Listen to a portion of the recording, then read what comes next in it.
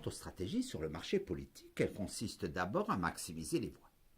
Désireux, et c'est bien naturel, de réunir plus de 50% des suffrages sur son nom, l'entrepreneur politique va segmenter son marché en populations homogènes à qui il fait des promesses spécifiques afin de gagner leur voix.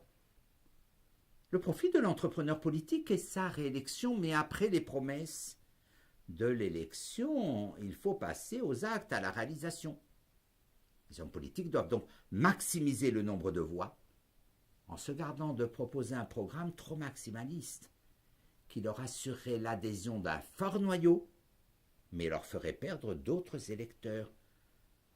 Lorsque tous les candidats disent que les élections se gagnent au centre, ils montrent qu'ils ont compris le mécanisme de l'électeur médian.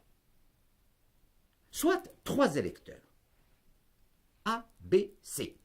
Ils vont se prononcer sur un projet de protection contre l'incendie et ne sont pas d'accord sur les quantités.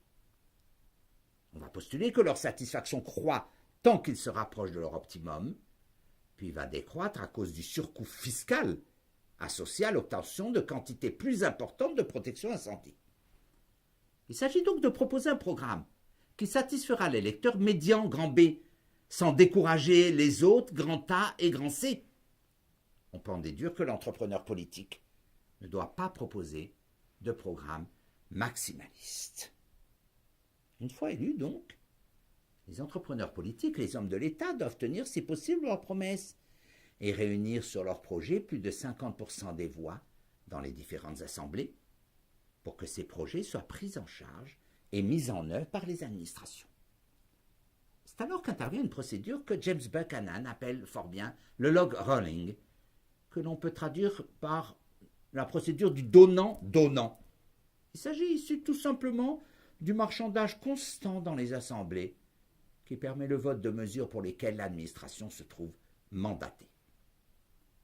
Cette procédure est aussi pratiquée, mais de façon implicite, par les électeurs eux-mêmes. Lorsqu'ils acceptent de voter pour un candidat dont une partie du programme leur déplaît, mais qui dans ce même programme trouve une disposition qui les séduit plus particulièrement, d'autres électeurs font le calcul inverse. Un deuxième élément qui va entrer en compte dans les décisions sur le marché politique est le lobbying, c'est-à-dire, vous le savez, le jeu des groupes de pression. En effet, à partir du moment où l'on sait que l'État se fait l'arbitre, en tout domaine de la vie politique, des minorités actives, intéressées, électoralement faciles à cerner, tentent de s'organiser pour faire passer des mesures en leur faveur, financées par la collectivité tout entière. Pour les groupes sur lesquels va peser la charge fiscale, la coalition économe, on l'a appris, est trop lourde à mettre en place pour justifier l'enjeu, qui consisterait pour eux aussi à s'organiser pour faire rapporter la mesure. Sur le marché politique se trouve un groupe de pression qui a un statut particulier, la bureaucratie publique, qui par définition est très motivée pour encourager l'extension des interventions publiques. En effet, elle en retire une influence plus grande.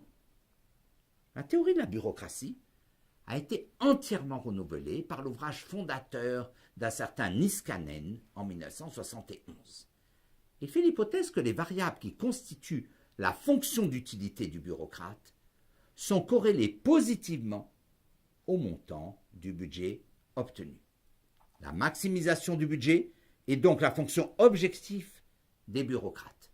On comprend alors qu'en tant qu'électeur, le fonctionnaire est favorable en règle générale au renforcement du rôle de l'État et de l'administration. En corollaire, plus va croître le nombre de ceux qui sont salariés de l'État, et plus est forte l'étatisation de la société. En conclusion, la fiction de la gratuité entretenue par le financement fiscal alimente sur le marché politique une surenchère constante qui est encouragée par les producteurs de services publics. Par ce mécanisme, les entrepreneurs politiques et leurs alliés, les bureaucrates, sont passés petit à petit des domaines traditionnels que personne ne conteste, justice, défense, police, diplomatie, à de multiples interventions, dites socio-économiques. Cela se constate quantitativement par le chiffre des prélèvements obligatoires qui est passé en France de 10% en 1913 à 47% aujourd'hui.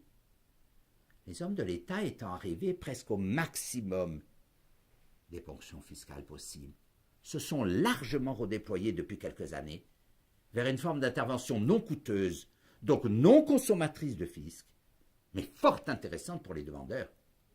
L'intervention par la loi, le règlement, le décret.